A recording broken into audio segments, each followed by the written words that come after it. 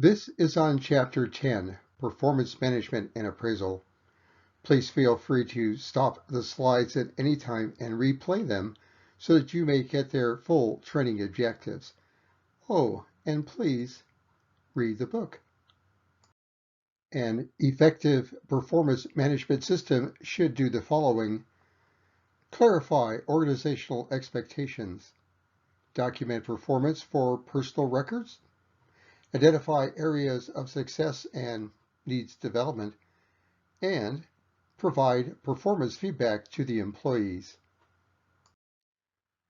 Figure 10-1 gives us the performance management linkage to, of course, organizational strategies. We'll start with organizational strategies, which leads us to performance management. And I'll let you read all of the wonderful bullets there. This is what it's supposed to do. We then get employee performance and our output. And notice that our output has other functions, which means other chapters. And then we get our organizational results, which lead us back to our start point, organizational strategies.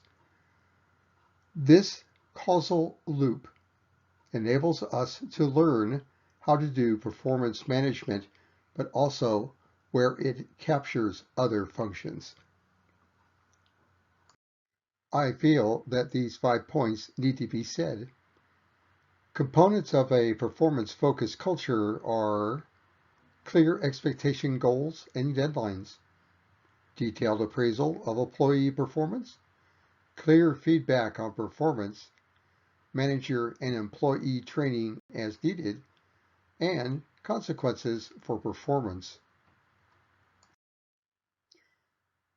Identify and measure employee performance is extremely important also. What I would like to emphasize is towards the bottom, which is job duties from the job description, and then who did you hire, who was the face you put in the space, and how did you train them. So job duties, important elements of a given job. There are 3 basic types of performance information: trait-based, behavior-based, and result-based. I believe that everyone would like this to be the performance standards. You've got to do the flip though, and that you are the boss.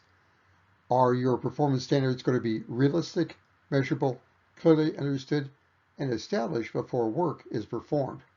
Right, boss?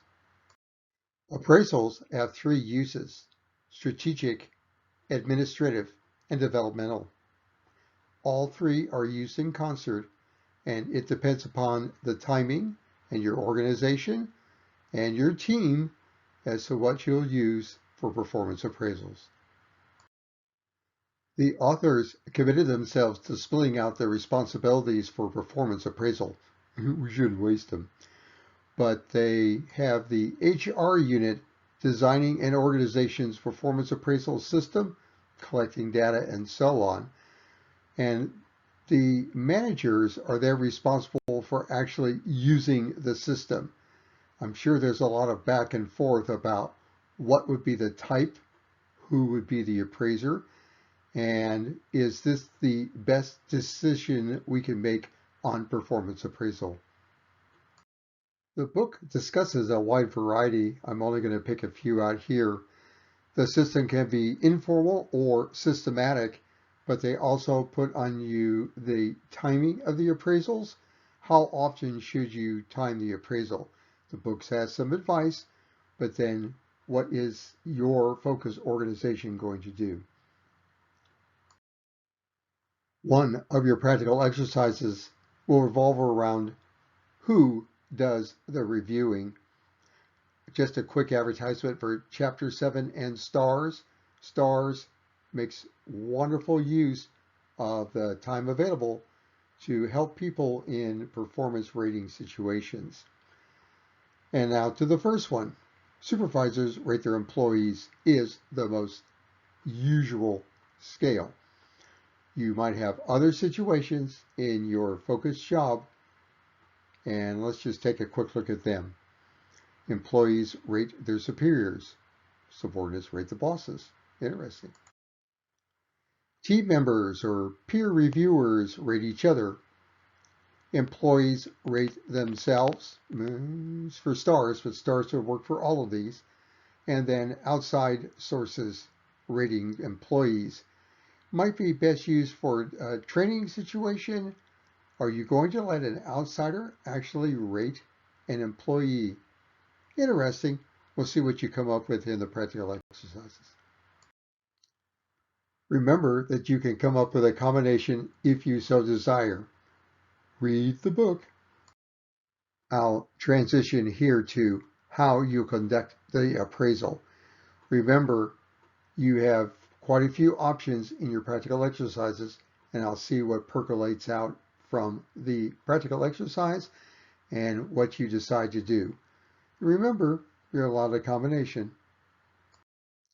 I'm just going to emphasize that manager training is extremely important in an appraisal system, and shown on the slide are the topics that could be covered. The types of rater errors are covered in readings 10-6A, and I'll cover them in a practical exercise. But I'm very interested in the solution to the problem. The statement of the problem, well, the book does a great job, but I would like to focus on the solution. We'll see what you come up with. The authors wrap up with an appraisal discussion, and there are many fine points to be made. Please read the book. But there are some of the key points shown on the slide. The authors put a figure 10-13 in and broke it into two halves. The first half is what I like, what you should do. Prepare before the interview. Focus on objective performance. Be specific about ratings and feedback. Develop a future improvement plan. Plan on success. Lastly, reinforce employee successes. And I'll let you focus on the second half of the figure on what you should not do. There will be reactions to the appraisal system, and they deserve to be aired. Notice that they will have them both from the manager's viewpoint and the employee's viewpoint. And I'll let this slide speak for itself. The authors in the book finish strong by having an effective performance management system. What it should be: beneficial as a developmental tool, useful as an administrative tool, legal and job related, viewed as generally fair by the employees, it's effective in documenting employee performance, and it's clear about who are high, average, and low performers. I also hope your chapters 14 and 5 are in place so that you can have an effective performance management system. Would you like to know more? The Human Resource Management Course 410 includes People Analytics. This concludes the presentation on Chapter 10, Performance Management and Appraisal. And as always, read the book. Thank you.